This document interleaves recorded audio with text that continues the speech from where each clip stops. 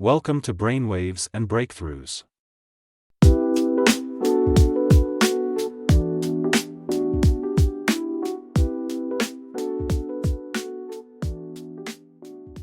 Welcome to another deep dive. Today, we're going to be exploring something everyone does, but probably doesn't think too much about: the science of cooking. Uh-oh. So I'm going to have to be on my best behavior then. Well, you always are, but don't worry, it's going to be fun.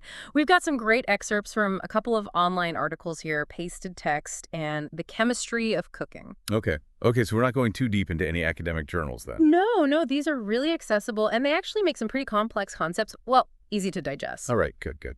Our goal today is to understand those key reactions and processes that really make food delicious. Like, why does searing a steak create so much flavor? Or why bread has that amazing crust. Exactly. And we'll also touch on how different cultures around the world use these principles in their cuisines. Oh, interesting. Okay, I'm ready when you are. All right, let's dive in. Pasted text mentions something called the Maillard reaction. Yeah, that's always a crowd pleaser. It's what gives you that beautiful browning on food. Yeah, and it's so much more than just browning, right? Oh, absolutely. You get incredibly complex flavors and aromas from this reaction. Basically, it's a chemical reaction between amino acids and sugars that happens at high temperatures. So it's like a chemical tango that's happening in my pan. You could say that.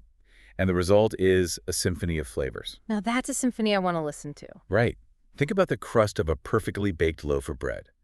Or that delicious crust on a steak. Oh, stop, you're making me hungry. Sorry. But seriously, pasted text had some really practical tips based on the Maillard reaction. For instance, dry food browns better. Makes sense, right? Mm. Moisture on the surface of the food has to evaporate first before the browning can really begin. Right, and it said not to overcrowd your pan. Haha. Yeah, because if you overcrowd it, you'll lower the temperature of the pan, so you won't get that perfect sear. Oh, that's a good tip. I'm guilty of overcrowding sometimes. I think we all are. Now let's talk about how heat changes the actual texture of food. Oh yeah, sure. Pasted text uses a simple but really effective example: an egg. It goes from this runny, transparent liquid to a solid white. Right, that's protein denaturation. Basically, the heat is causing the protein molecules to uncoil and reform in a different way. Ah, so they're like little transformers. In a way.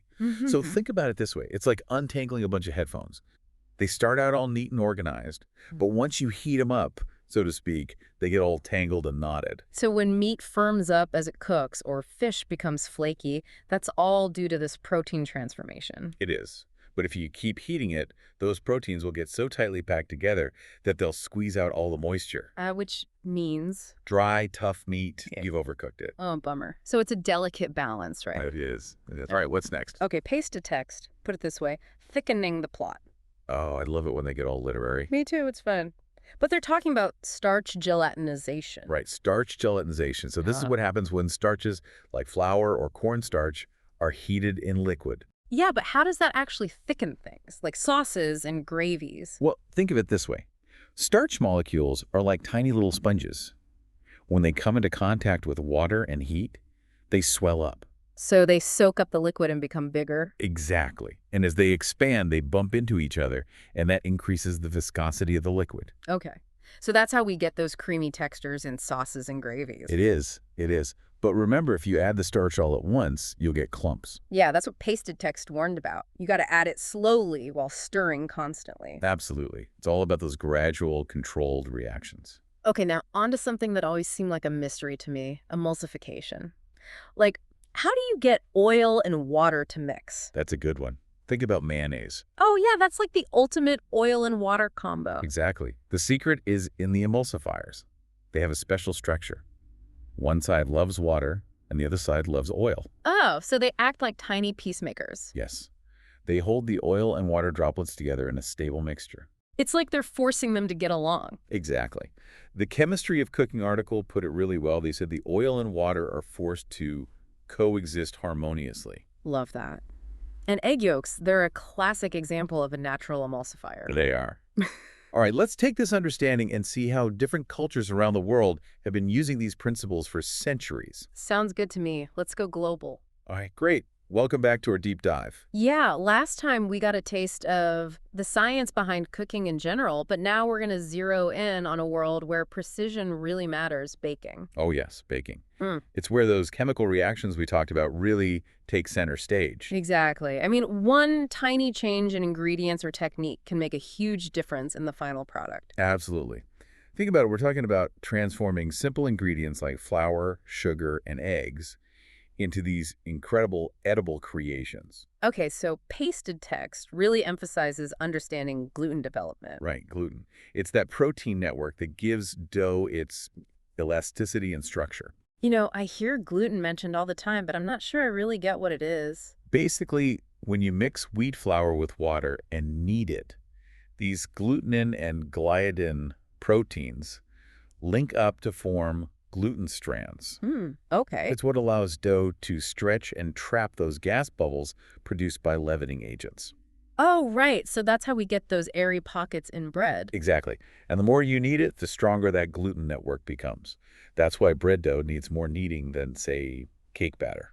Uh-huh. Makes sense. But cake batter needs leavening agents too, right? To make it rise. Of course.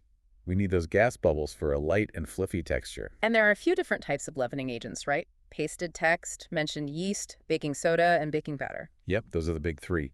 Yeast is a biological leavening agent. It's actually a living microorganism. Oh, wow. So it's alive in my bread dough. It is, and it feeds on the sugars in the flour, releasing carbon dioxide gas as it does. That's so cool. And that's why we have to let bread dough rise, right? We're giving those little yeasty guys time to work their magic. Exactly. But baking soda and baking powder, they're chemical leaveners. They work much faster. How do those work? So baking soda needs an acid to activate it, something like buttermilk or lemon juice. Ah, so that's why recipes often call for those ingredients. Precisely. The reaction between baking soda and an acid creates those gas bubbles. But baking powder, it's a bit different. It already has the acid built in. Okay, so it's ready to go right out of the container. It is. It's a convenient option for those times when your recipe doesn't call for an acidic ingredient. Okay, this is all starting to make so much sense now. So, gluten provides the structure, and leavening agents create the airiness. But what about the other ingredients, like sugar and fat? Well, they have a big impact on texture, too. Different sugars actually have different properties. Oh, really? I never thought about that. For example, granulated sugar creates a crispier cookie. Really? Why is that? It dissolves more easily in the dough, so you end up with a thinner batter. Interesting. But brown sugar has molasses in it. Right, that gives it that lovely caramel flavor. Exactly. And that molasses adds moisture, so you get a chewier cookie. Ooh, chewy cookies are my favorite. What about fats, like butter and oil? So fats, they interfere with gluten development. Wait, so they prevent the gluten from forming a strong network? Yep. That's what makes baked goods more tender. Think about pie crust. You want that flaky, melt-in-your-mouth texture. Ooh, yeah. And that comes from incorporating cold butter into the dough. So the fat is like a little saboteur breaking up those gluten strands. Exactly. And speaking of saboteurs, we can't forget about eggs. Oh, yeah, they're in pretty much everything. Right. Eggs play multiple roles. Yeah. I mean, they add richness and moisture. Absolutely. And structure, too. Think about how egg whites get firm when you cook them. Oh, yeah, they go from this runny liquid to, well, almost solid. Right. So those proteins in egg whites, they coagulate when heated, giving structure to things like cakes and cookies. And egg yolks, they contain lecithin. It's a natural emulsifier. Oh, right. We talked about that last time. That helps create a smooth and creamy texture. So eggs are like the multitaskers of the baking world. But what about the oven? Yes, the oven. The heart of baking. Obviously, it's important, but what makes the oven temperature so critical? Well, think about it this way. Too hot, and the outside of your cake bakes too quickly before the inside has a chance to cook through.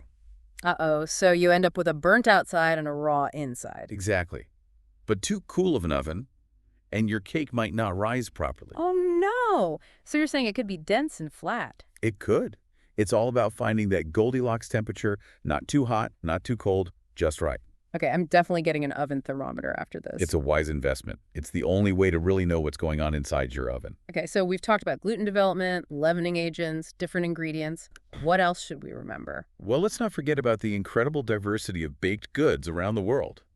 Pasted Text has a whole section on this. I was just getting to that. I mean, every culture has its own unique baking traditions. Absolutely.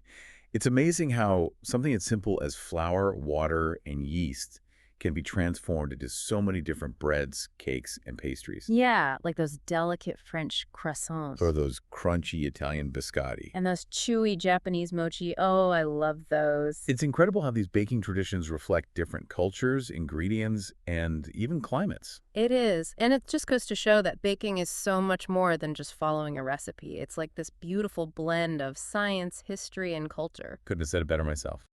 All right, welcome back to our deep dive. You know, it's amazing how much we've already uncovered about the science of cooking. Right, from those basic reactions to the complexities of baking. But we're not done yet. There's a whole world of food science beyond the kitchen. Exactly. In this last part, we're going to explore how humans have figured out ways to keep food fresh longer. Oh, food preservation. That's a fascinating one.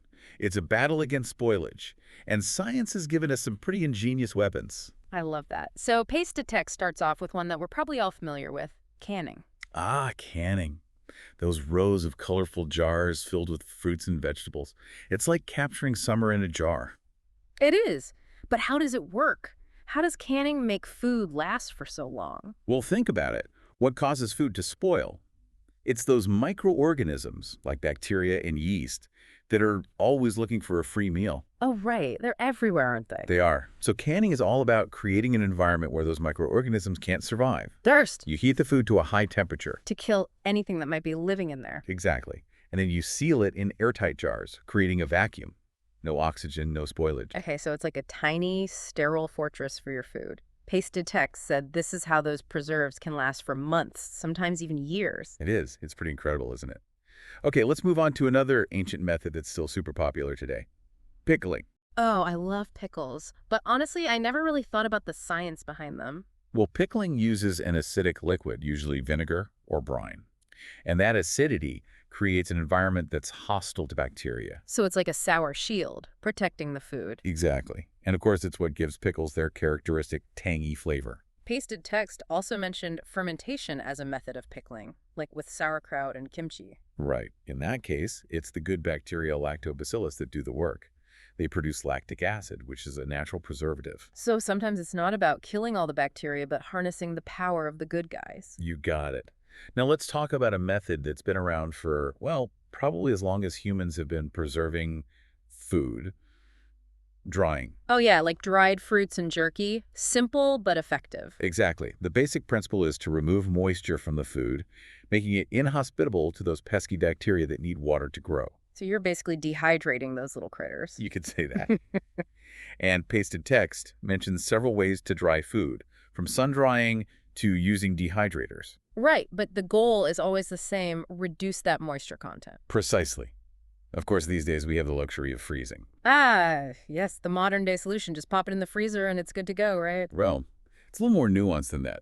Freezing slows down, but doesn't completely stop those chemical reactions that cause spoilage. Oh, right. So it's not like a permanent pause button. Exactly. That's why it's important to use airtight containers or freezer bags to prevent freezer burn. Okay, good to know. So we've talked about how to preserve food, but what about those magical combinations of flavors? Ah, you want to talk about flavor pairings. That's where science meets art. It does. And Pasted Text had some interesting theories about what makes certain foods taste so good together. Yeah, one theory suggests that foods sharing similar flavor compounds tend to pair well, like chocolate and coffee. Right, they both have those rich, roasted notes, but isn't there also a theory about contrasting flavors? Absolutely. Think sweet and salty or sour and spicy. Those contrasting elements can actually enhance each other. Oh, that explains why I love salty pretzels with my sweet chocolate. They balance each other out perfectly. It's like a little flavor adventure for your taste buds.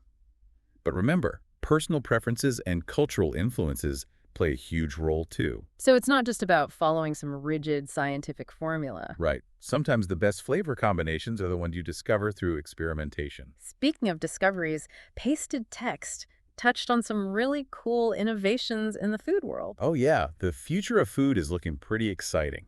There's a lot of buzz around plant-based meat alternatives. Yeah, those are really taking off. I'm amazed at how they managed to recreate the taste and texture of meat using plants. It's incredible, isn't it? Yeah. And the technology is constantly improving. Scientists are finding ways to make them even more convincing and sustainable. And what about personalized nutrition? Pasted text mentioned that too. It sounds almost futuristic. It does, but it's becoming more and more accessible. Imagine getting dietary recommendations that are tailored to your unique genetic makeup and lifestyle. Wow, so no more one-size-fits-all diet plans. Exactly. It's all about optimizing your health through food Yeah. based on your individual needs. And then there's 3D food printing. That just blows my mind. I know. It's still early days, but the potential is huge. Imagine printing customized meals with precise portions and tailored nutrition. That sounds incredible. It's like something out of Star Trek. It does, doesn't it? Yeah. But it shows just how much science is shaping the future of food. Well, that brings us to the end of our deep dive into the science of cooking. We've covered so much ground today. We have. We've explored the amazing reactions that create delicious flavors, the ingenious techniques that preserve food, the art of flavor pairing, and even taken a peek into the future of food. It's been an incredible journey, and I think it's safe to say we'll never look at food the same way again. Absolutely. Yeah. So the next time you're in the kitchen, remember there's a whole world of science at work, transforming those raw ingredients into culinary delights. Thanks for joining us on this delicious deep dive. We'll see you next time for another exploration into the world of fascinating knowledge.